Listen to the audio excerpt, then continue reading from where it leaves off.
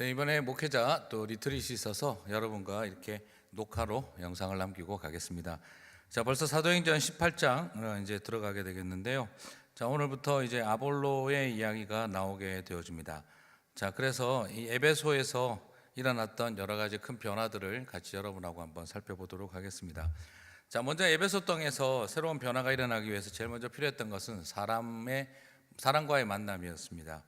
자, 가장 중요했던 것은 사역이라고 하는 것은 오늘 우리가 여기서 발견하게 되어지지만 계속해서 사람의 변화가 일어나는 것, 생명과 삶의 변화가 일어나는 것이 그 땅의 변화를 일으키는 것의 가장 중요한 기준이라는 걸 발견할 수가 있습니다. 자, 복음이 들어가서 일어나는 가장 중요한 일이 뭐냐? 복음이 들어가서 일어나는 가장 중요한 일은 제도도 바뀌고 또 여러 가지의 큰 변화가 일어나는데, 또한 우선 중요한 것은 사람의 변화가 따라오지 않으면 안 된다는 것이죠. 그리고 또한 더 중요한 것은 이 일을 위해서 하나님이 준비해 두신 동력자를 발견해 가는 일이라는 것이죠. 자, 그래서 먼저 하나님께서 아볼로라고 하는 사람을 통해 정말 하나님의 말씀을 힘있게, 여기서 보면은 성경으로서 예수는 그리스도라 증언하여 공중 앞에서 힘있게 유대인의 말을 이깁니다라 하는, 이것이 굉장히 중요한데요. 성경을 가지고 성경으로서 예수님이 그리스도라 하는 것을 유대인에게 힘있게 증거하는 일, 이것이 굉장히 중요한 아볼로의 역할이었다는 것이죠. 자, 우리는 여기에서 한 사람의 변화가 일으키는 큰 영향력의 역사를 바라봅니다. 사람에게 개인적으로 많이 이렇게 주목하지 않을 수 없는 이유는 한 사람의 변화가 일으키는 큰 역사입니다. 자, 말 그대로 오늘 이 브리스길라와 아굴라를 통해 하나님의 도를 더 정확하게 풀어서 배웠다라고 했어요. 여기서 풀어 이르더라라고 하는 부분인데, 이 풀었다라고 하는 이 표현이 바로 인터프리테이션, 해석이 되어졌다는 것이죠.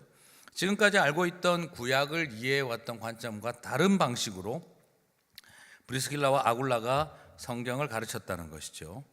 자, 그런데 성경을 그렇게 배우고 난 다음에 그가 다른 유대인들을 성경으로 예수님은 그리스도라고 힘있게 증거할 수 있었다 하는, 이것이 굉장히 중요한 포인트가 되죠. 자, 여러분, 하나 부탁드리고 싶은 것은 성경을 통해서 예수님이 그리스도라고 온전히 깨달아 아는 일, 그리고 그것을 힘있게 증거하는 일이 우리의 변화의 가장 중요한 출발입니다.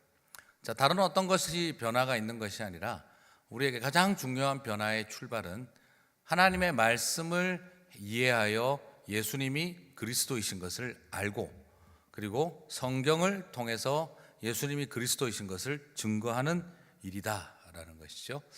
자, 여기서 성경이라고 하는 것은 구약 성경을 말합니다.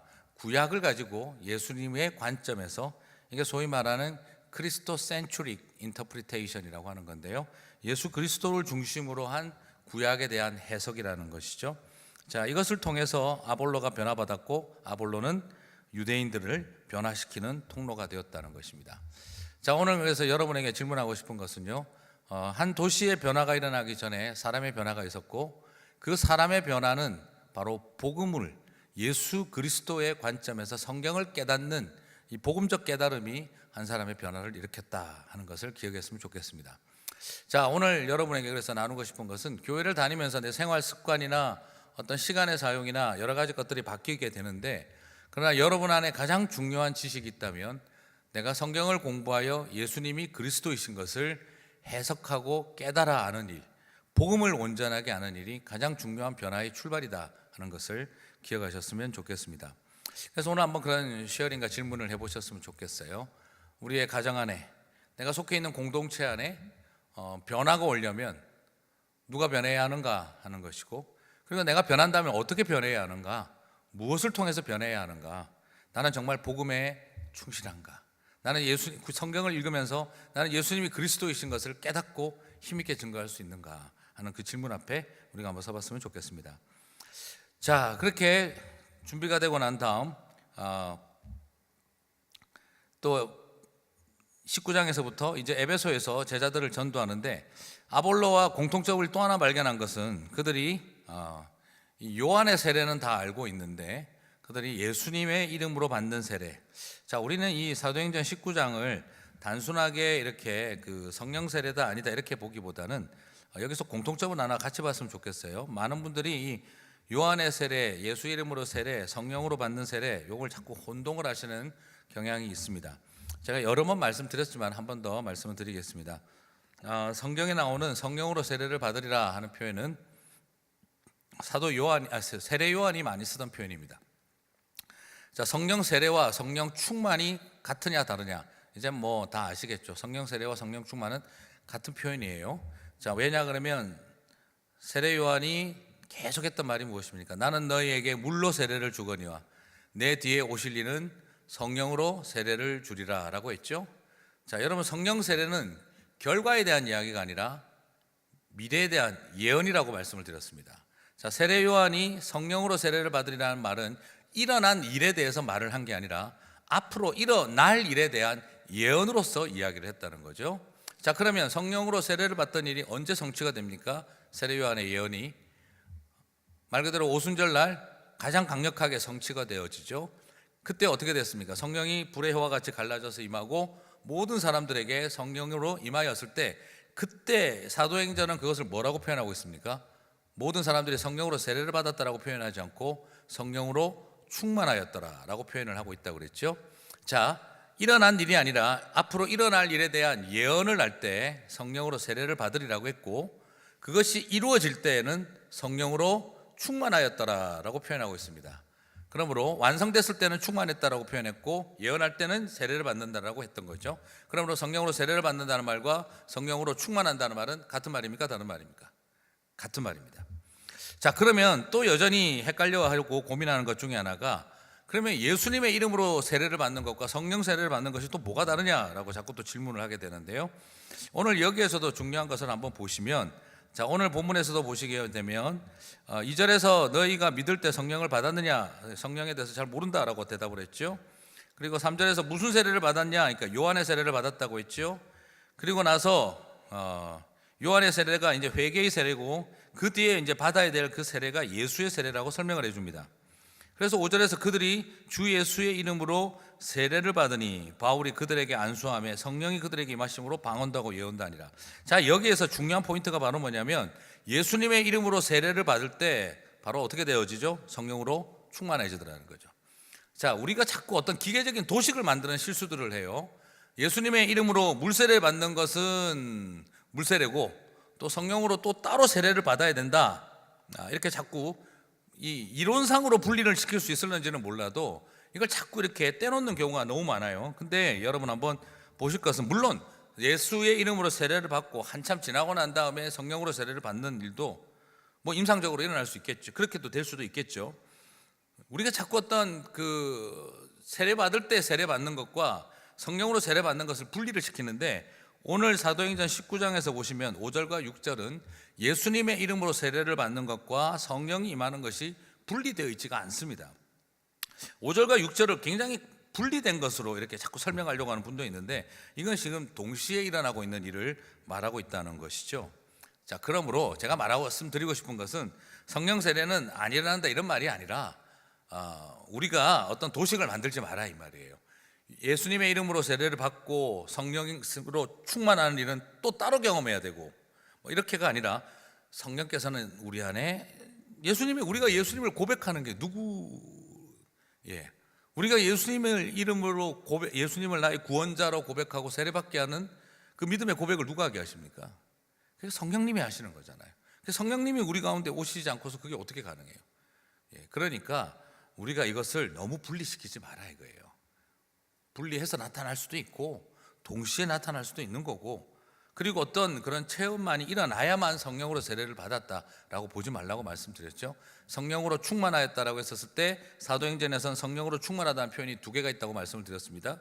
바로 폭발적인 성령의 은사적 체험을 하는 핀플레미와 성령의 내재적 열매와 인격으로 나아가는 성령의 열매와 같은 플레루 같은 충만함이 있다고 제가 말씀을 드렸죠. 그래서 겉으로 폭발적으로 터져 나오기만 해야, 어떤 다이너마이트 같이 터지기만 해야 성령으로 세례를 받았다는 것은 너무 좁게 생각하시는 거예요. 내 안에 성령 하나님이 인격과 열매로 자리 잡는 것도 성령으로 충만한 것이죠. 그러므로 우리가 이 모든 것들을 균형 있게 생각하실 필요가 있겠습니다. 그래서 오늘 본문은 말 그대로 예수님의 이름으로 세례를 받는 것과 성령의 충만함을 경험하는 것이 별개로 분리되어 있지 않더라는 것이죠. 또 이 패턴만 꼭 고집하자 이 말은 아닙니다. 그래서 너무 떼어놓고 생각하려고 하지 말고 another 어떤 또 다른 어떤 체험이 필요하다는 식으로 자꾸 그렇게 하시지 마시고, 우리가 이미 벌써 우리 안에 다이너마이트처럼 터져 나오는 은사적 성령의 충만함을 늦게 경험할 수도 있는 거고, 이미 우리는 벌써 예수님의 이름으로 세례를 받을 때 성령께서 인쳐 주신 것이기 때문에 우리 안에 성령 하나님 예수님의 인격과 열매가 충만함으로 임하는 것은 이미 경험하고 있는 것이고, 그것이 다이너마이트처럼 터지느냐 아니냐의 문제를 가지고 성령으로 세례를 받았다 아니다 이렇게 저 사람 성령이 있다 없다 좀 심하게 표현하면은 그런 식으로 방언을 못하면 성령이 없다 이런 식의 표현은 아주 극단적인 논리다라고 말씀을 드리고 싶습니다. 자, 그러므로 오늘 이런 일이 일어나면서 하나님의 은혜가 나타나고 역사가 시작되어집니다. 자, 그러면서 바울이 그동안 들어가서 했던 일이 뭐냐? 오늘 이제 이 8절부터가 여러 가지 문제의 이제 또 이야기가 나오는데요. 우리가 잘 알고 있는 것처럼 이걸 이용해 먹는 사람들도 많죠. 손수건을 파는 사람도 있고, 자, 제 손수건을 사면 병이 났습니다. 자, 제가 입었던 옷을 입고 덮으면 병이 났습니다. 심지어 한국에 그 박태선이나 이런 어떤 그 이단 종파들은 자기가 발 씻은 물 가지고 가서 씻으면 피부병이 났고, 자기가 그 손 씻은 물을 가지고 가서 그 생명수를 마시면 뭐 위장병이 낫는다 그래서 물까지 팔았죠. 자, 그러면 지금 오늘 이것을 볼 때 바울이 지금 그런 일을 하는 게 목표였느냐? 여러분 잘 보실 것은 오늘 사도행전 19장의 출발이 뭐냐면 8절에서 오늘 이 이야기의 전제가 바로 뭐냐면 8절을 보시면 회당에 들어가 석 달 동안 담대히 하나님 나라에 대하여 강론하며 권면하였다고 그랬습니다. 자, 지금 바울이 하고 있는 주된 사역은 이 무슨 기적 사역을 하는 것이 목적이 아니라 궁극적으로는 뭡니까? 하나님 나라에 대한 강론, 예수님께서 가르치셨던 천국에 대한 이야기, 하나님 나라의 이야기를 하는 것이 이 바울의 사역의 목표였다는 거죠. 그래서 세운 것이 바로 뭡니까? 9절에서 보시면 두란노 서원을 세웠어요. 그래서 2해 동안 유대인이나 헬라인이나 가리지 않고 2년 동안 두란노 서원에서 바울이 했던 일은 말 그대로 하나님 나라를 가르치는 일, 하나님 나라를 열심히 강론하고 권면하고 가르치는 이 말씀 사역이, 하나님 나라에 대한 말씀 사역과 가르침의 사역이 중심이 되고 있었습니다. 자, 말씀을 깨달아 아는 곳에서 뭐가 일어나는 겁니까? 능력이 나타나고 역사가 나타나는 거죠. 그런데 오늘 이 뒤에서 소개하고 있는 것은 12절부터 나오는 이 소개들은 뭐냐면 심지어입니다. 심지어. 네. 이것은 바울이 이런 일을 즐겨 행했다는 것이 아니라 하나님 나라의 이야기가 그 가운데 심어지고 역사가 일어나자 옆에 있는 가짜들이 이렇게 준동을 했다라는 거예요. 주의하시기 바랍니다. 이게 바울이 주도한 사역이 있습니까? 바울이 몸에다가 손수건 갖다 대고 팔았습니까? 이거 니네 가져가서 갖다 대봐라 이런 병 낫는다, 악기도 떠난다. 바울 그렇게 한 적이 없습니다.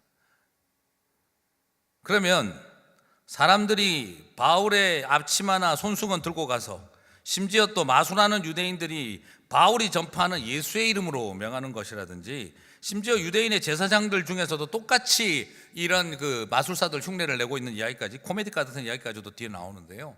자, 이걸 지금 사도행전이 권하고 가르치는 걸까요? 웃기는 이야기라고 설명하고 있는 거예요. 자, 논리적으로 잘 한번 보십시오.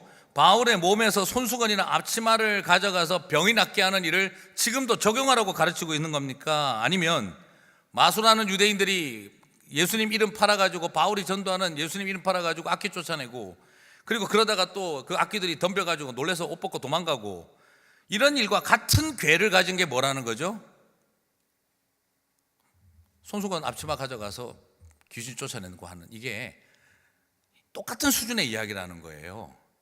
그러므로 지금도 성경에 나오지 않냐, 누가 능력 있는 바울 같은 분에게 능력 있는 제 옷 가져가셔도 소용없습니다. 네. 제가 송 목사님 만지시고 지나간 거다. 목사님 신으셨던 신발이다. 그거 신으면 무좀 낫는다. 아닙니다. 더 걸립니다. 자, 그런 것처럼 이렇게 하라고 이거 적용하라고 이 본문이 있는 게 아니에요. 박태선 같은 사람한테 써먹으라고. 그리고 돌아다니고 있는 이런 희한한 이름도 모를 이상한 부흥사들이, 마술사 같은 부흥사들이 예수 이름 팔아서 점치고 있는 이런 사람들이 손수건 갖다 주고 앞치마 갖다 주고 하면은 바울처럼 그렇게 되는 거라고 이걸 근거로 삼는 이야기는 정말 성경을 제대로 안 읽은 이야기인 거죠. 무슨 이야기가 같은 이야기입니까? 11절에 바울의 손으로 놀라운 능력을 행했다라고 했어요. 바울의 손으로. 근데 지금 바울의 몸에서 손수건 갖다 날른 사람이나 예수님 이름 팔아가지고 마술하는 것을 다 뭐로 봅니까? 옷 벗고 도망간 수준의 이야기하고 같은 궤로 설명하고 있는 거예요. 그렇기 때문에 오늘 이걸 가지고 어디 가서 손수건 주문하시고 또 뭐 희한하게 또 미국도 이 엉터리들이 많아가지고 이게 뭐 기독교 TV 같은 데서 이 손수건 들고 가슴에 품고 다녔더니 이번에 대박이 났더라 뭐 이런 식의 하고 간증 보고 이러는데, 여러분 그게 다 바로 뭐합니까? 마술들이 흉내내는 것들입니다. 그런 것에 마음을 빼앗기지 마시기 바랍니다. 오늘 결국은 이런 일들을 통해서 일어난 일은 뭡니까?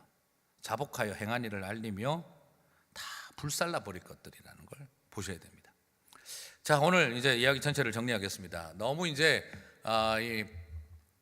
우리가 이 한 도시의 이 엄청난 변화는 아볼로라고 하는 사람이 복음을 안게 된 겁니다. 이상한 체험을 했기 때문이 아니요. 그리고 아볼로도 마찬가지지만 요한의 세례까지 알았다고 해서 그가 무슨 어떤 능력 체험이라든지 신비한 경험의 결과로 그의 인생이 변한 게 아니라 복음을 알았다는 거죠. 성경으로서.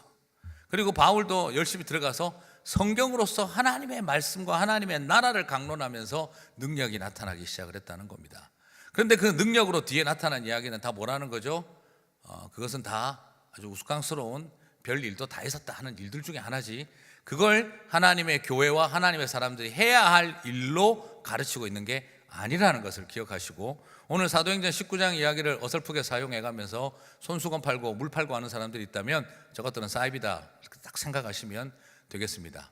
최대한 봐준다면 성경 공부를 제대로 안 했다 정도로만 생각하시면 되겠습니다. 자, 오늘 이렇게 이제 정리를 하시면서 이 성에 일어나고 있는 놀라운 변화는 다 무엇이었습니까? 복음과 하나님의 나라입니다. 예수 그리스도를 아는 지식과 하나님의 나라를 아는 지식이 이 도시를 바꾸었습니다. 자꾸 손수건 앞치마 같은 거 생각하지 마시고요.